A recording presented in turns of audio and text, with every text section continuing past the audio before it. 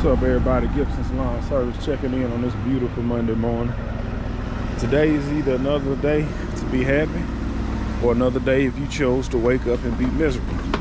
It's another day to do one of both.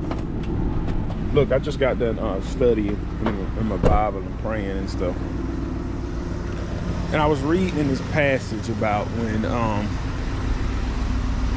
the great night of the Passover, like if you didn't kill the lamb and spread the blood over the post, that the death angel would come in and kill your firstborn. And that was very interesting to me. Not the fact that it was interesting, the simple fact that you had to do what your leaders told you to do because you didn't hear from God yourself. And that made me think, like some things, I remember, like, you know, the Bible also talks about it's wise to seek counsel and be wise.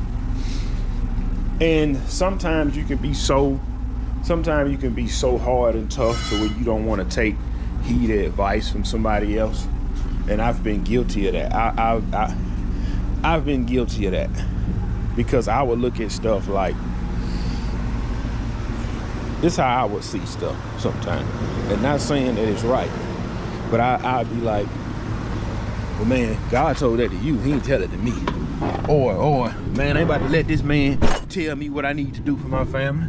So looking back, asking myself, would have obeyed, kill the lamb, spread the blood over the post so the death angel can pass by your house? I don't know. I say I would because I see the end results. But it's like somebody coming to tell me today, hey, bro, man, they said, man, there's gonna be a food shortage in 60 days, man. You might want to stock up on meat.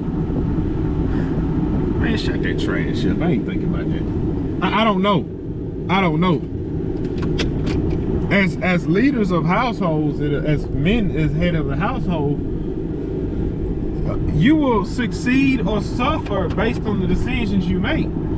That's why the decision you make have to be your own. If you're the man of your house, the decision you have to make must be your own. Because what if you got a man that's willing to, what if you have a man that's willing to slaughter the lamb and spread the blood over the post, but his woman say, we ain't doing that. I don't see the point of doing that. I don't think God gonna do this. I don't think God gonna do that. And then you lose your firstborn because you listen to your woman, versus you lose the firstborn over your decisions that you make. Like when people ask me for advice, this is what I tell them. When people ask me for advice, I say, man, I'm gonna give you my opinion, but I want the decision you make, I want it to be your decision because I want the consequences to be yours. I'm gonna give you this example and I'm gonna go. Men, you need to be leaders of your home. You need to be leaders of your home. As men, this is something the Lord really been pressing upon me because I need to step my game up in a few areas around my house. Don't be so quick to change your mind because of somebody else's opinion. This is guy I grew up with. I don't give a flip if you watching this. He was dating this girl that all his friends thought she was ugly. I'm gonna say this again. He was dating this girl to where all his friends thought she was ugly. Even his daddy thought the girl was ugly. So he dumped the ugly girl, got this he got a J-Lo Jr. He dumped the girl he was with for a Jennifer Lopez Jr., married her, had kids with her, and she'd bring him nothing but heartache and misery. Wasn't cooked, just about wasn't clean, and was cheating on him. So guess what he did? I think he spent like 8 years with that woman. He ended up leaving Jennifer Lopez Jr. and went back to the ugly girl, married her, had kids with her, and that woman been a blessing to him ever since. He said, I despise my daddy and all my friends because I shouldn't have never listened to him. I should have went with my heart. He happily ever after right now. He happily ever after. The decisions need to be yours so the consequences can be yours. And a son's future is affected by his father's decisions. I watched one of my buddies got a podcast, and in his podcast he asked the guy, do you think that you are better off than your father was? Do you think you are doing better than your father? And that made me sit back and realize some things. Because here I am at 34 years old, about to be 35.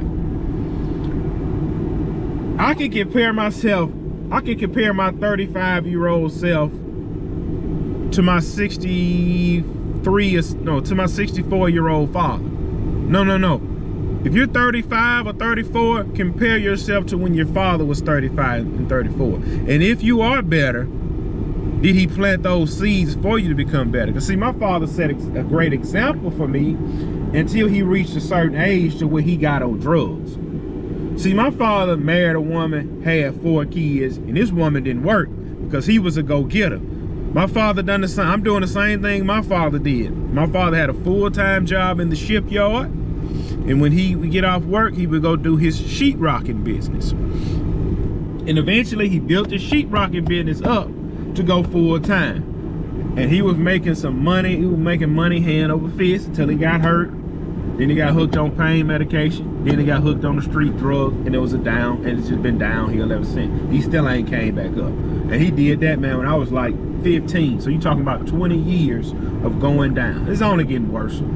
But I never looked at my father as disrespect. I always respect him because I know what it was he done. Man, married a woman, moved out of his hometown, 4 kids, bought a house, went and got a job, started a business, and was on his way to the climb until he got hurt. So, and he instilled that in me. He always instilled in me. If it's something you want out of life, you got to go out there and work for it, because ain't nobody gonna give it to you.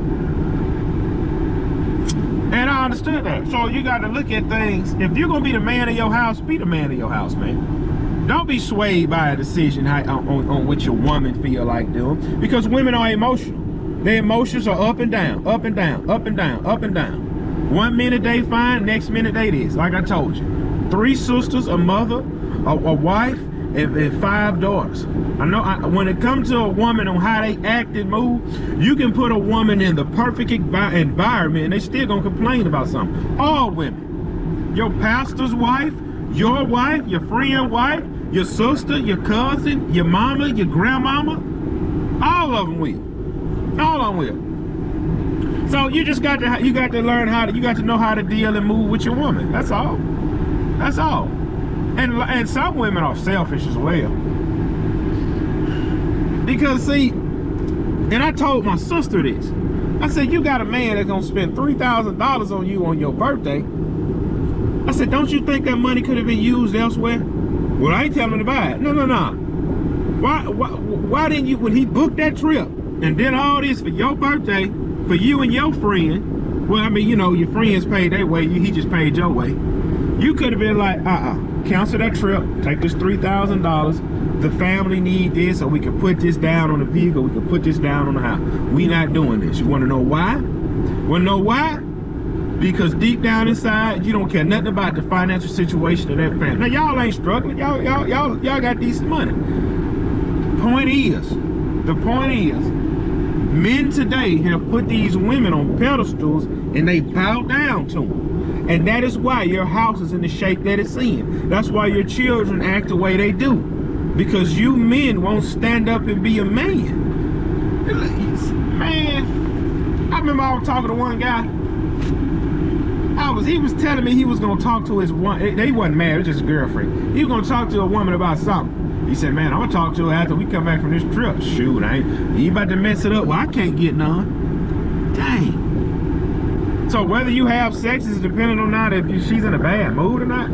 Let me ask you something. When you out there slaving away and providing for your family, do the bills care if you in a good mood? Somebody breaking your house at 2 o'clock in the morning, do it matter if you're in a good mood, whether you're gonna do what you need to do to satisfy and protect and please your family? No, you're not. If you allow your woman to lay around the house like that, I blame you. It's like I told most men. Your woman will lay around the house with a hair not combed and pajamas. But soon as she got to get up, go to the doctor, she gonna comb her hair, she gonna put on nice clothes, and go see a doctor for 20 minutes who gonna let her sit in the waiting room for an hour. And here you are slaving away all year in this doggone heat, providing for this same woman, to when you come home, when you hit the door, you know you don't get no love when you hit the door. I make my girls get up and greet me at my door. Greet me at this door. I'm providing for y'all. Get up and greet me at the door. greet me at this